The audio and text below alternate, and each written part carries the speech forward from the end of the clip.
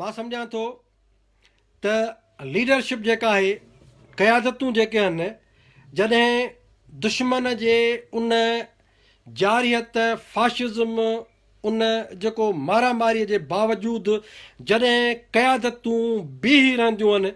उन वक़्तु समूरो समाज बीही रहंदो आहे। क़यादत जी जुरत, क़यादत जी बहादुरी, क़यादत जो ईअं ॼमी बीहण, उन सां रियासत हिकु तरफ़ बौखलाहट जो शिकार थींदी आहे, ॿिए पासे उन तहरीक उन तनज़ीम जे ख़िलाफ़ु जेको समाज में हिकिड़ी ताक़त जेका पैदा थींदी आहे, रियासत जे बौखलाहट जो हिकिड़ो सबबु थिए थो। ॿिए पासे उहो समाज जेको आहे उहो ईअं उथी थो बीह रहे त न आज़ादी मिलंदी।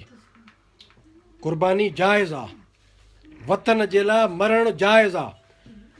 जेके क़ौमुनि जा बाशऊर माण्हू पंहिंजे धरतीअ ऐं वतन जे आज़ादीअ जे लाइ ज़िंदगियूं क़ुर्बान कनि था, उहे ता अबद ज़िंदा था रहनि।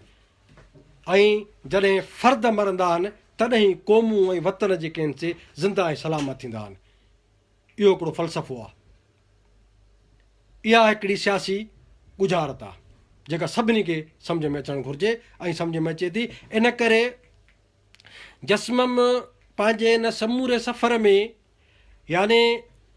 शहीद समीउल्लाह कनोड़ो पहिरियों पार्टी जो सीनियर वाइस चेयरमैन, उन खां वठी जेके बि असांजा नौजवान असांजा अॻुवान शहीद कया विया, शहीद मुज़फ़र भुट्टो हुजे, शहीद सिराई क़ुर्बान खावड़ हुजे, रूपलो चोलियाणी हुजे, नूरुल्लाह तुनियो हुजे, यानी केतिरा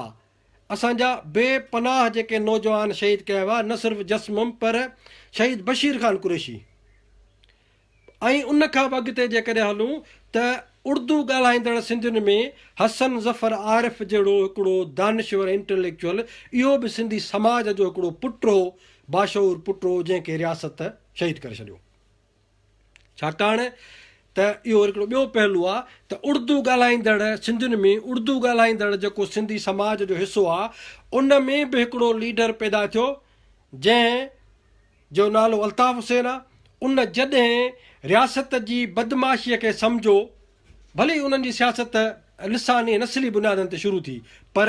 अॻिते हली करे जॾहिं उन माण्हूअ महसूसु कयो त पाकिस्तान हिकिड़ो बोगस रियासत आहे, बदमाश रियासत आहे, फ़ौज हिकिड़ी फाशिस्ट ऐं ज़ालिम हिकिड़ो किराए जे कातिलनि जो टोलो आहे, नतीजे में जॾहिं उन पाकिस्तान जो उन जबर जो रियासती उन ग़ुलामीअ जो इनकार कयो त अल्ताफ़ हुसैन जे ख़िलाफ़ु प्रोपेगेंडा शुरू थी वियूं।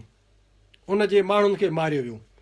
जीअं जस्मम जे अॻुवाननि खे शहीद कयो वियो, जीअं शहीद बशीर ख़ान कुरैशीअ खे शहीद कयो वियो, जीअं असांजी हुर तहरीक हे जेका तारीख़ ॿुधाईंदा आहिनि त बाबा हे 47 में पोइ फलाणी करारदाद, पोइ फलाणो 40 जी फलाणी ने, यानी माण्हुनि खे टिप्स चंद, यानी जेके टचिंग जेके सियासी जेके वाक़िया आहिनि, बाबा हीअ 40 जी करारदाद, हीअ करारदाद फलाणी थी। असां इन समूरे अरसे दौरान सिंध जा माण्हू हुर तहरीक जे मज़ाहमत में अंग्रेज़ साम्राज्य जे ख़िलाफ़ु सिंध जी आज़ादीअ जी जंग विड़ी रहिया हुआसीं। छाजो पाकिस्तान, कहिड़ी पाकिस्तानी तहरीक, छाजो हे बिक़ौमी नज़रियो, यानी अवाम मासिस जेके हा असांजा उन वक़्तु जेके हुर हा, असांजे ॻोठनि खे लोढ़नि में क़ैद कयो वियो, असांजूं समूरियूं ज़ातियूं समूरा माण्हू क़ैद कया विया। ऐं उन दौरान अंग्रेज़ जी जेका साज़िशी बरे सगीर खे विरहाइण जी ऐं मथी लेवल ते अशराफिया जी सतह ते जेके मामला थिया पिया, उनखे सिंध जी ऐं उन वक़्त जे बरे सगीर जी तारीख़ करे असांखे पढ़ाइनि था। न, असांजी तारीख़ इहा आहे त असां अंग्रेज़ साम्राज्य जे ख़िलाफ़ु मुसलसिल मज़ाहमत पे कई। नतीजे में असांजे सिंधी माण्हुनि खे सिंध जे उन्हनि जोधा पुट जेके आहिनि, हुर जेके असांजा, उन्हनि खे शहीद कयो पियो वियो, फांसियुनि ते लटकायो पियो वियो, गोलियुनि जो जेको बक बनायो पियो उन्हनि खे, छाकाणि असां विढ़ियासीं पे। इन करे बरे सगीर जी तारीख़ में जेको चवंदा बाबा इहो को 40 जी करारदाद फलाणो, न, उहा तमामु नंढिड़ो हिकिड़ो पहलू आहे, तमामु नंढिड़ो पहलू आहे। वॾो पहलू अवामी पहलू इहो आहे त असांजी तारीख़ इहा आहे त असां अंग्रेज़नि सां विढ़ियासीं पिए सिंध जे आज़ादीअ जे लाइ। उहा जेका हुर तहरीक आहे इहा असांजे सिंध जे क़ौमी तहरीक जी जेका जदीद जेका मज़ाहिमत आहे उन जी हिकिड़ी इब्तिदा हुई।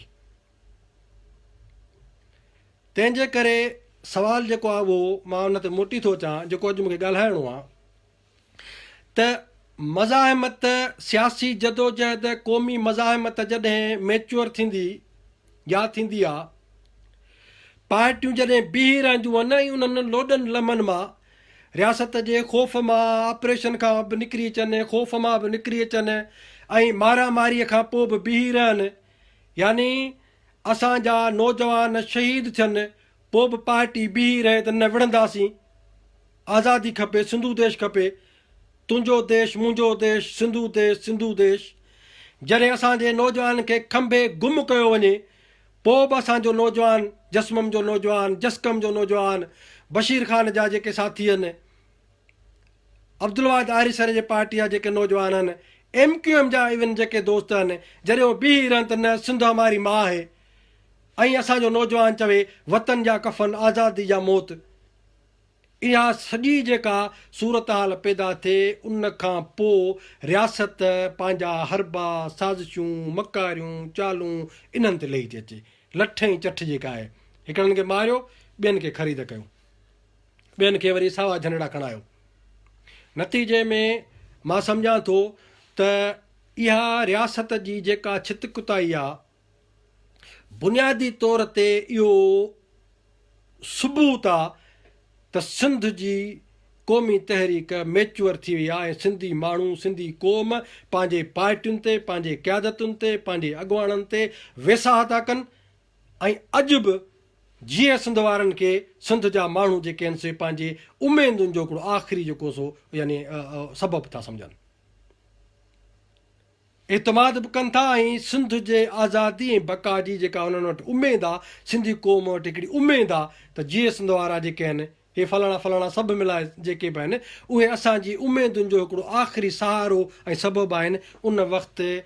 जी जेका रियासत आहे उनजी ISI फ़ौज वॾियूं हिकिड़ियूं छितकुतायूं ऐं वॾियूं हिकिड़ियूं साज़िशुनि जा जेके ॼार विछाया। मां सम्झां थो त सिंध जा सहाफ़ी, सियासी कारकुन ऐं जेके बि क़ौमी वर्कर आहिनि या सोशल मीडिया इस्तेमालु कनि था, मां हिकिड़ी पंहिंजी नंढड़ी वज़ाहत कंदो हलां त उन्हनि समूरनि खे ख़बर आहे त वक़्तु ब वक़्तु जॾहिं बि जस्मम ते